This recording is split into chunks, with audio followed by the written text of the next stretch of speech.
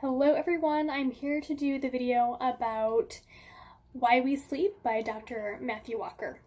So I've been wanting to share my experience with this book for a couple months now, and I sort of have been sharing it here and there with people, but I wanted to put it in a video to make it a lot more accessible for everyone.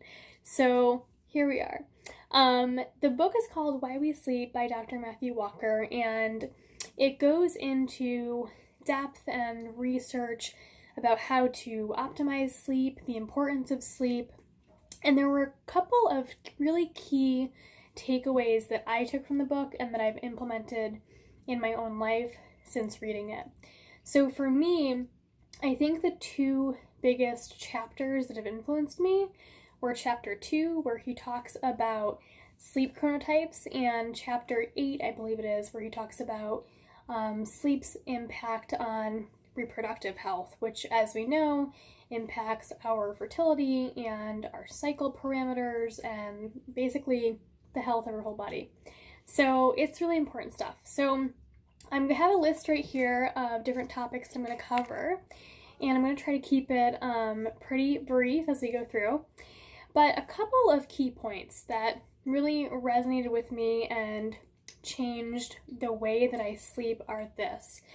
The first one was finding out and hearing in a scientific lens about sleep chronotypes. A sleep chronotype is sort of the natural way that you have your sleep and wake cycle. So we're talking about early risers, people who tend to go to sleep around like 8 p.m. to 10 p.m. and wake up between like 4 a.m. and 7 a.m. People who are night owls like me, and I'm someone who tends to go to sleep around midnight to 2 a.m. and I prefer to wake up between 9 a.m. and about 10:30 each day. And then you have people who fall in between who are, kind of okay with either, but they tend to lean more toward being a night owl. The way it breaks down is 40% of people are early risers, 30% are night owls, and then about 30% are kind of in between, leaning more toward night owls. And when I heard this, it finally resonated with me that this is a genetic factor that we're talking about. So this is a factor within each of us that's pretty much going to be, part of your lifestyle for life.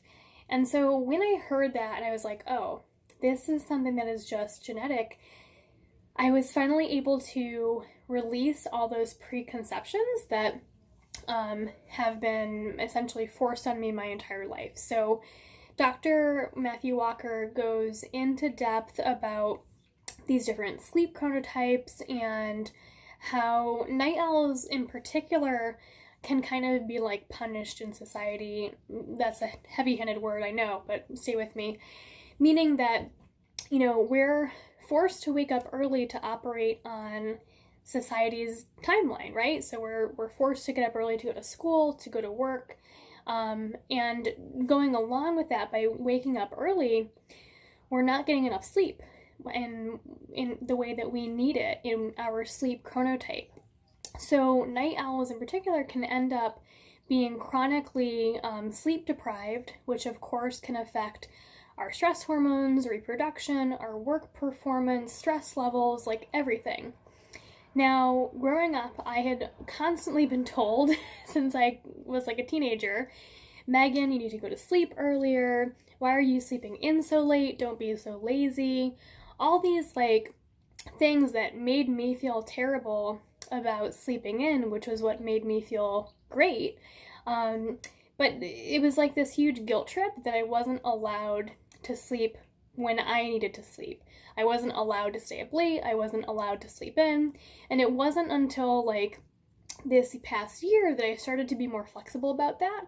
But still, as an entrepreneur, as someone who owns her own business, I was still always, coming across these messages online saying, oh, here are some tips and tricks to wake up every day at 6 a.m. so that you can be more productive. The earlier you wake up, the more stuff you can get done right in the beginning of the day, and you're going to be more productive, you're going to be happier, you're going to be in alignment with the way we're supposed to sleep as humans, going to sleep with the sunset and waking up with the sunrise. And it's all this ridiculousness. It doesn't actually account for the science of how sleep works. And so this idea that like all people are supposed to go to sleep with the sunset and wake up with the sunrise, it's false. On an evolutionary basis, when we think back to when people were living in small groups or tribes all around the world, evolutionarily this concept of early risers and night owls and in between people, it makes sense. Because when you think about it, people needed to keep watch. Someone needed to keep watch and stand guard over the tribe overnight, or the group of people. And so you could have the early risers, keeping watch toward the early evening and then getting up early in the morning to take over. And then you could have the night owls keeping watch more throughout the dark hours of the night, and then waking up a bit later. So evolutionarily, it does make sense that, different percentages of people are just programmed different ways to sort of fit together and serve, the group in a way that makes sense and that helps the group. So fast forward to today, everyone in the world is supposed to, and they're expected to operate on society's time, waking up early and working up until 5 p.m. And for many people, that just doesn't work. So for me, when I heard this in chapter 2, I really let go of a lot of these preconceived notions, and I finally was able to accept for myself that I needed to go to sleep when I finally got tired.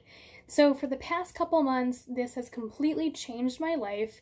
I've been finally going to sleep when I actually get tired, even if it's 2 or 3 a.m., that's fine.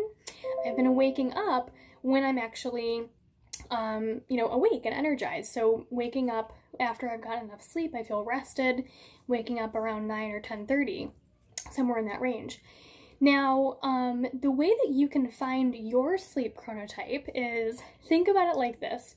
If you were given like all next week off and you had no expectations, you had nowhere to go, you had total control over when you get to go to sleep and when you get to wake up, would you prefer to go to sleep early and, get in a ton of sleep and then wake up with a sunrise and have a nice quiet morning?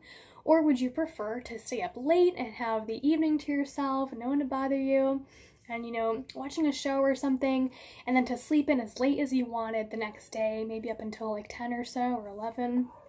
What would resonate with you on a gut level? Or are you someone in between who, doesn't really care? You could do either, but maybe you want to lean more toward the nighttime. How does that resonate with you? That's going to help you figure out what your sleep chronotype is, whether you're an early riser, night owl, or in between. So I hope that little exercise is helpful. Now that you know that about yourself, you can actually start to actively tweak your schedule and start to implement this into your own life. So here's how I have honored this concept of a sleep chronotype. I've talked about it just now. I've been able to tweak my schedule how I want it to be.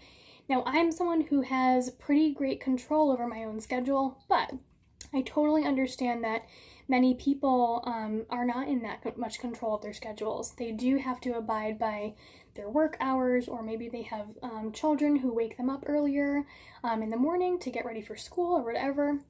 And it's important to recognize that. What I would say to that is try your best to honor that sleep chronotype.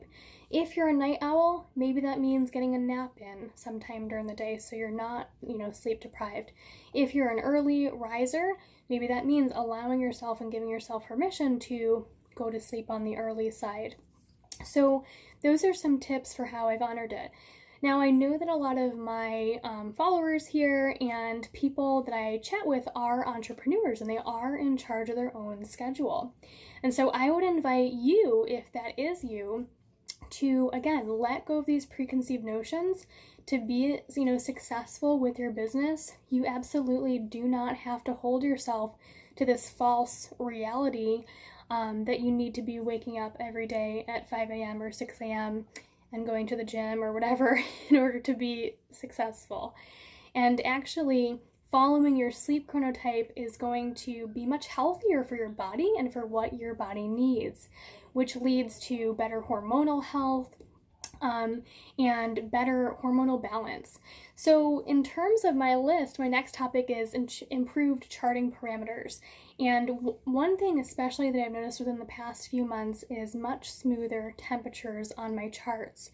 I'm also seeing a much better balance of estrogen and estrogenic mucus and progesterone, and some luteal phase symptoms starting to dissipate.